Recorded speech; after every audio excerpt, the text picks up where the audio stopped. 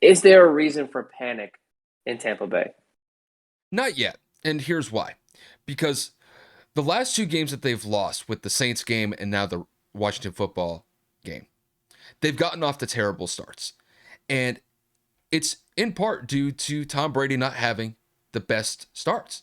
We've seen Tom turn the ball over religiously in the last two games. He had 3 turnovers in the game against the Saints a couple weeks back. And then he had another game in the Washington football matchup today where he turned the ball over twice.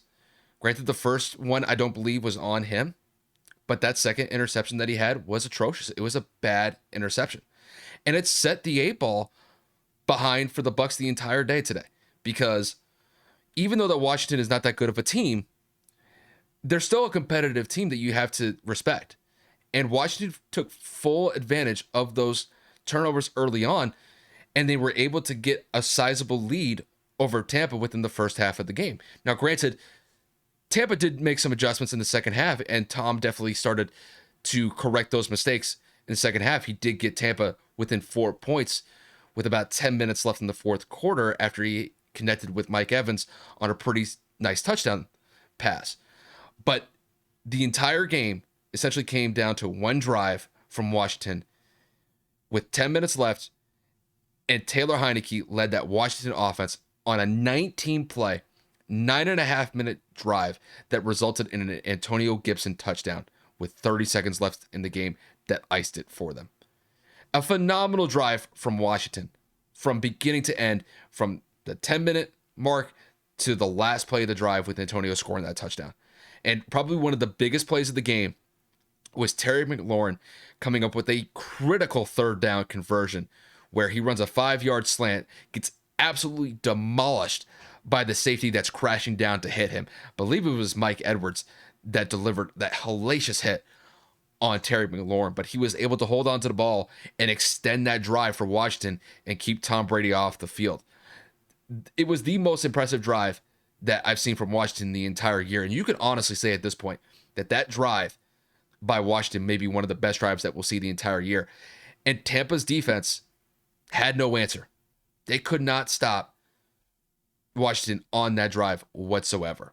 And it's the most critical drive of the game. You need to stop to get Tom back on the field, and they just weren't able to do it.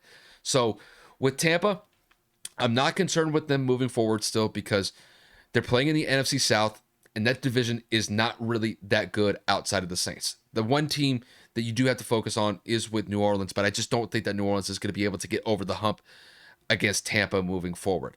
Tampa may be in a little bit of trouble just with the 2 games that they've lost and back-to-back games. But I think moving forward, I'm not really concerned with the Bucs. I still believe that they're going to win the NFC South. But I think when it comes to being the top dog in the NFC at this current moment in time, I think that's over. I think Arizona is a better team than them. I think Green Bay is a better team than them. I think the Rams are a better team than them. But the Bucs are still in that race. It's just, they're probably in 4th position right now. So, yeah, these are 2 bad losses, but this loss against Washington, I thought this was an atrocious loss.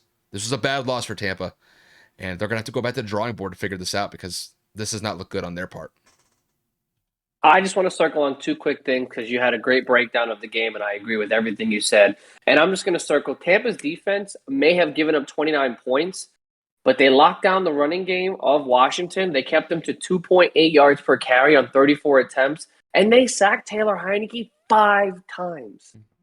So the defense stepped up where it needed to try, but like you said, just in critical moments, they were not able to come up big for the offense to be able to come back onto the field.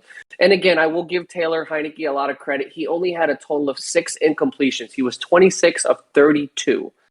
Managed the clock very well, scored where he needed to, and he did not turn it over. So big shout out to the Washington football team. Once again, it does unfortunately seem like they did lose Chase Young for a significant amount of time. He was carted off the field with a knee injury. I have not seen Schefter or any other people reporting any updates on his status, so I am unaware if it is an ACL, sprain, anything. So we will keep you updated once we find that out, but potentially Chase Young could be missing a significant amount of time. I mean, Kyle, in your experience, typically when the cart comes out, it's pretty bad for the most part if you can't walk out on your own, on your own will.